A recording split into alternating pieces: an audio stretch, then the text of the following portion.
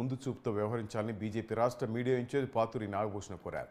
ఏప్రిల్లో పెన్షన్ల పంపిణీ విషయంలో అధికారుల అలసత్వం కనిపించిందని, వైసీపీ నాయకులు మంచాలపై మోస్తూ రాజకీయ లబ్ధికి కుట్ర చేశారని ఆరోపించారు.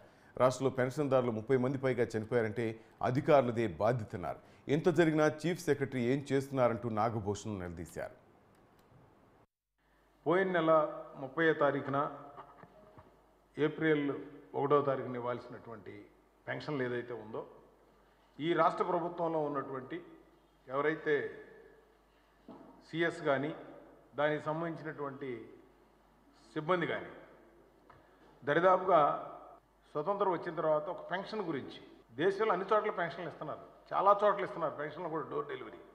కానీ ఇక్కడ ఎలక్షన్ల వంగతో కావాలని దాన్ని ఆలస్యం చేయడం వల్ల దరిదాపుగా మనకి మీరు చూస్తూ ఉన్నాం, ఇవాళ పేపర్లో కూడా వచ్చింది, 32 మంది వృద్ధులు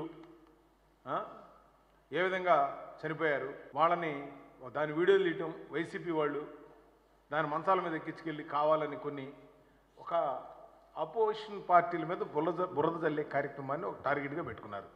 దీనికి కొంతమంది అధికారులు బాగా సహకరించారు. అందుకనే ఈ సహకరించేదానికి మేము ఇప్పుడు ఒకటే అడుగుతూ ఉన్నాం.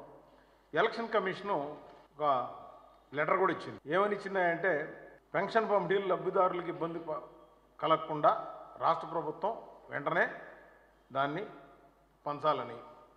అదేవిధంగా ఇది కూడా ఎప్పుడు ఇచ్చారు, మార్చి 30వ తారీఖు. కానీ మార్చి 30వ తారీఖున ఇచ్చినా కూడా వీళ్ళు దాన్ని ఆలస్యం చేయాలి. మరి వాలంటీర్ల వంకతో మా దగ్గర స్టాఫ్ లేరని మాట్లాడటం. మరి ఇంత జరుగుతున్నా కూడా చీఫ్ సెక్రటరీ గారు ఎందుకు మరి ప్రశాంతంగా ఉన్నారో మాకు అర్థం కావట్లా.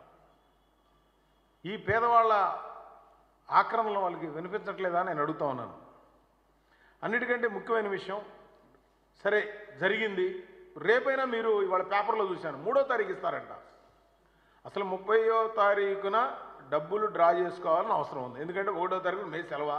ఆయన ఏం చెప్తాడంటే 3వ తారీఖు అవ్వకుండా 5వ తారీఖు 7వ తారీఖు పెంచి 1వ తారీఖు సెలవు వచ్చిందని చెప్తారు. అందుకే ముందుగా మేము అడుగుతున్నాం, 1వ తారీఖు సెలవు అన్న సంగతి మాకు తెలుసా లేదు ఈ అధికారులకి.